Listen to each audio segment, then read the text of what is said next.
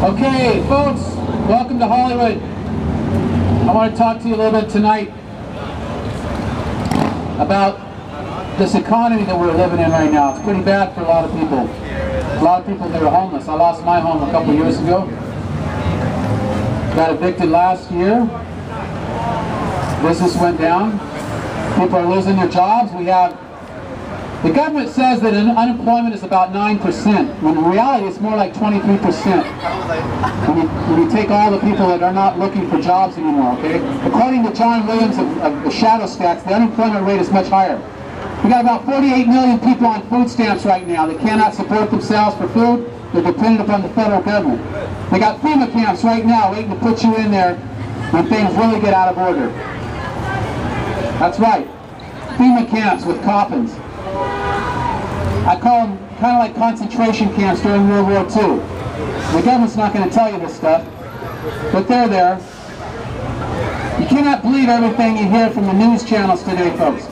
It's a lot of propaganda. Lies, in other words. Concerning 911, your government has lied to you about this matter. Listen to me, folks. 911 was an inside job. 911 was an inside job. And that's the day that forever changed the world. When George Bush was president, he convinced the American people that we needed to go to war against Iraq because of weapons of mass destruction. That was a lie.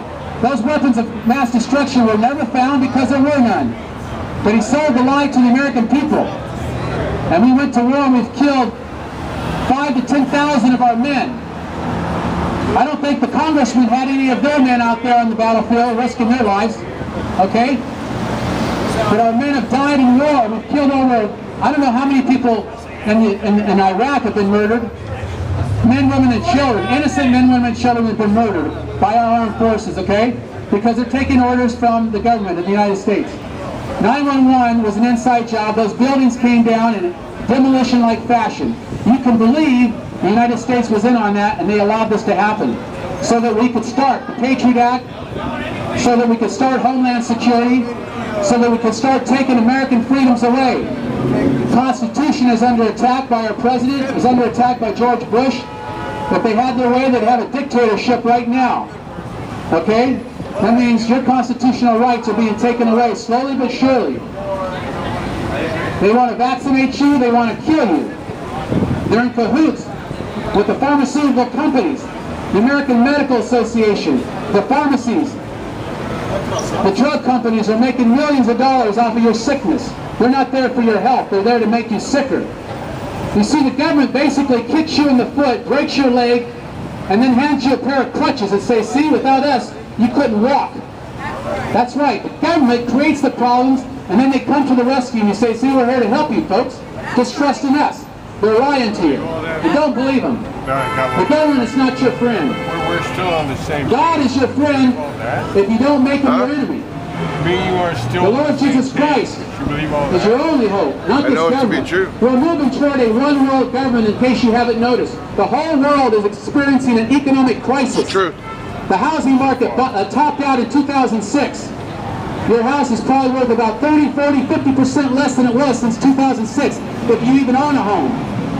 Now, unemployment is high, housing prices are down, commodity prices are getting more expensive, food prices are getting more expensive, they've doubled, and they'll double again in the next 3 to 5 years. Food will be so expensive, a lot of people won't be able to afford it. Gasoline prices have gone up. Have you noticed? Gasoline prices almost hit $5 a gallon. Now they're down below $4 a gallon. They fluctuate a little bit depending on the price of crude oil. Corn, wheat, rice, all these things, commodities that people have to live, things that are grown in the ground, they're going up. Gold and silver has gone up. The dollar will collapse. The dollar is going down. Since 2001, the U.S. dollar, if you look at the trend, the U.S. dollar has went down from 120 on the dollar index down to below 80. It's down around 70, 75, 76, I think. I may be off by a few numbers. But paper currency, you've got to get out of paper currency, folks. Put your money into gold and silver. You got to have a food supply. Store up some food for emergencies. Be wise.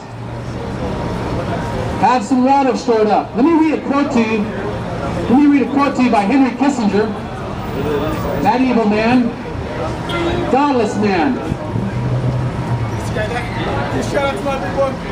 1991, this is what Henry Kissinger said. Today, America would be outraged if U.S. troops entered Los Angeles to restore order. Tomorrow they will be grateful. Let me repeat that. This is by Henry Kissinger. Listen up. Today, America would be outraged if U.S. troops entered Los Angeles, California to restore order. Tomorrow they will be grateful. This is especially true if they were to tell that this is especially true if they were told that there were an outside threat from beyond, whether real or promulgated, that threatened our very existence. It is then that all peoples of the world will plead to deliver them from this evil. The one thing everyone fears,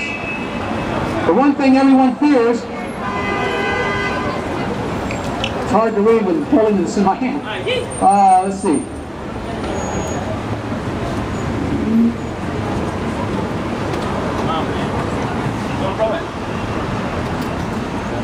The one thing everyone fears is the unknown.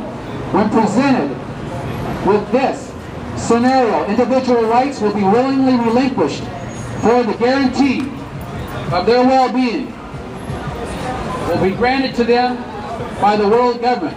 You see, we're moving toward a one world government. If you haven't noticed, we have a one world bank.